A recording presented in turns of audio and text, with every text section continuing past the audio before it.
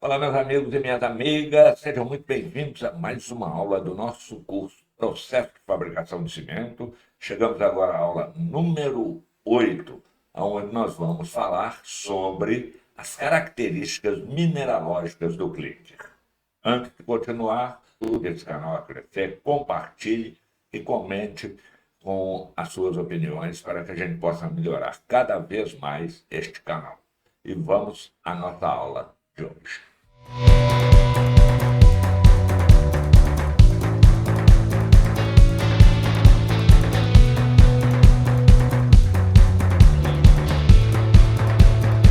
Tá, nós vimos na aula passada, tá? Terminamos falando sobre o C4AF, tá? Que é de fundamental importância na granulação do clinker e para a formação e estabilidade das colagens protetoras do refratário. É muito importante que existam colagens dentro do forno, porque essas colagens, o que elas fazem? Elas protegem o refratário.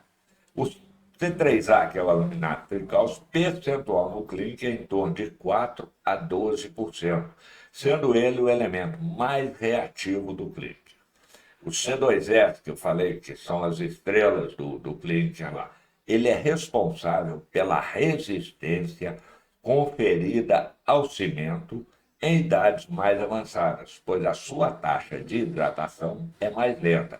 Então, viram porque que eu frisei que a belita e a alita são as estrelas de todo o processo, tá? Porque ela vai conferir ao cimento uma maior resistência em idades mais avançadas. E a alita, que é o C3S, é o principal componente do clinker, que é responsável direto pela resistência em idades iniciais. Ah, Carlos, o que é essa idade inicial? Tá? Você, quando fabrica o cimento, você tem uma série de testes, que é a resistência a 7 dias, a 28 dias, e assim sucessivamente. Então é muito importante que esses elementos estejam dentro da qualidade exigida, senão você vai ter um cimento aí que vai dar problema, certo? Então vamos ver agora como é que comporta a fase de aquecimento de- da farinha dentro do forno até a transformação em clique. Então, nas faixas de temperatura, nós temos até 200 graus, tá? Você tem o aquecimento e evaporação da umidade livre. De 200 a 600 graus, a evaporação da água fixada nas estruturas. Então, você começa a ter um início de reação da descarbonatação do carbonato de cálcio e do carbonato de magnésio, dando origem a quê? Silicatos de alumínio e ferro altamente reativos com o óxido de cálcio. Aí nós temos a faixa de 600 a 900 graus, onde ocorre a dissociação do carbonato de cálcio puro, reação altamente endotérmica e uma das principais reações para a obtenção do clinker. Então você vai ter também o início da formação do C4AF e o início da formação do C2S, isso já a 900 graus.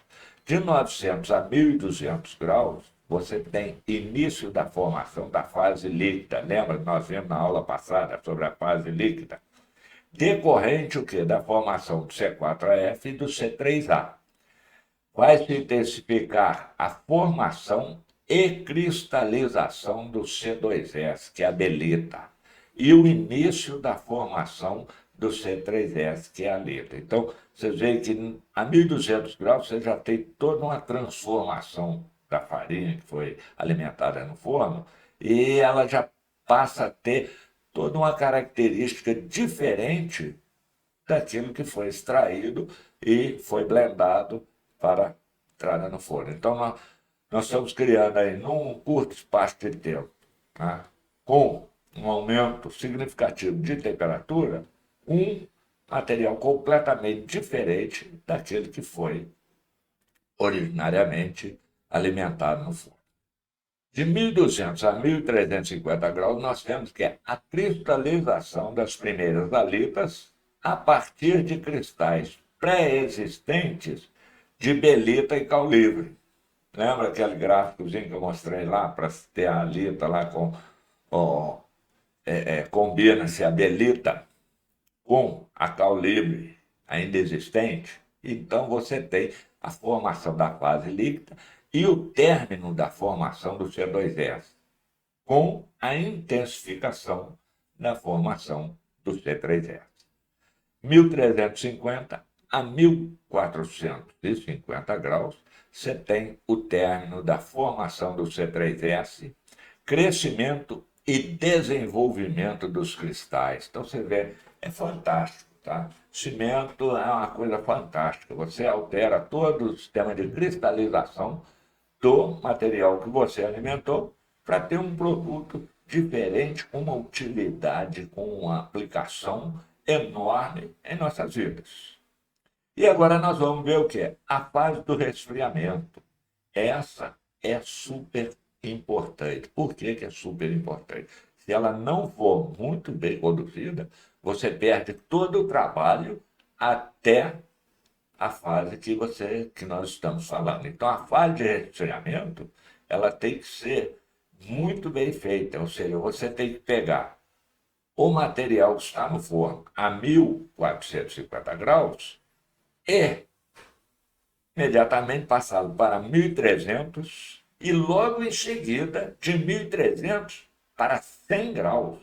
Você vê que é uma queda violenta de temperatura do material para que você tenha o quê? Um clinker perfeito. Então, de 1450 a 1300 graus, é responsável pelo início da cristalização da fase líquida, ou seja, o material já começa a deixar de ter uma fase líquida, já começa a solidificar, tá? E também manter o quê? Uma estabilidade morfológica dos cristais que foram formados.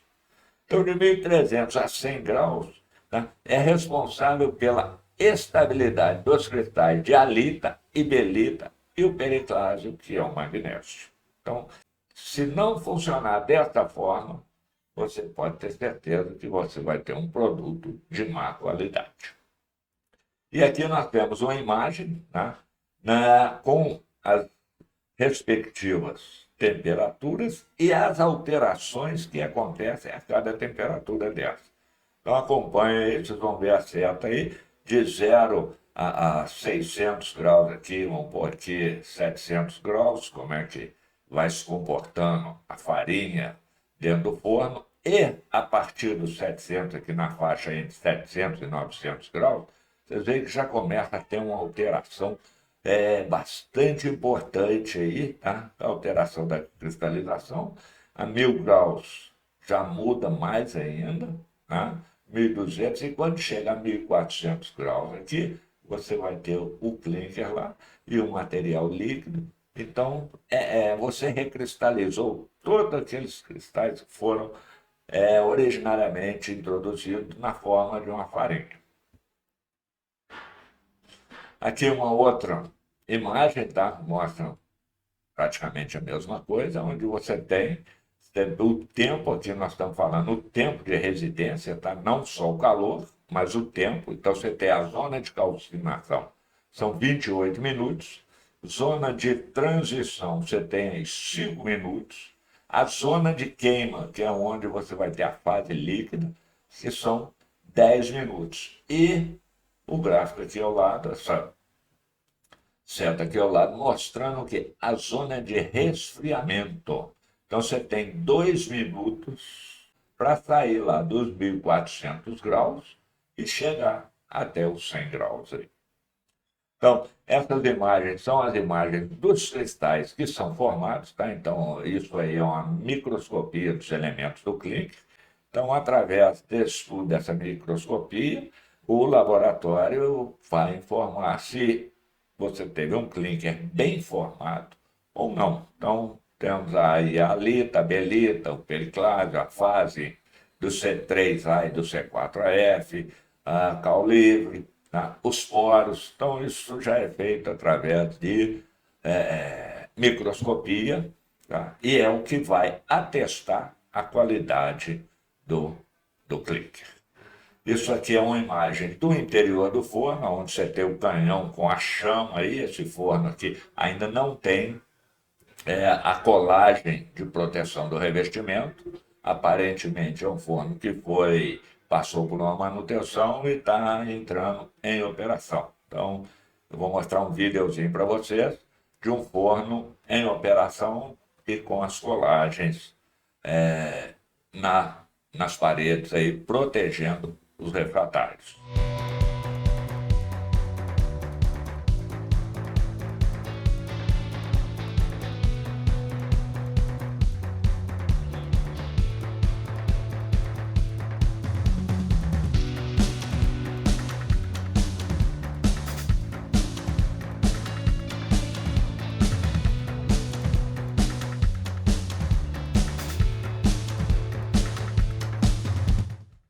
E resumindo, meus amigos, o que eu tenho para dizer para vocês é o seguinte: fabricação de cimento é uma coisa interessantíssima, tá?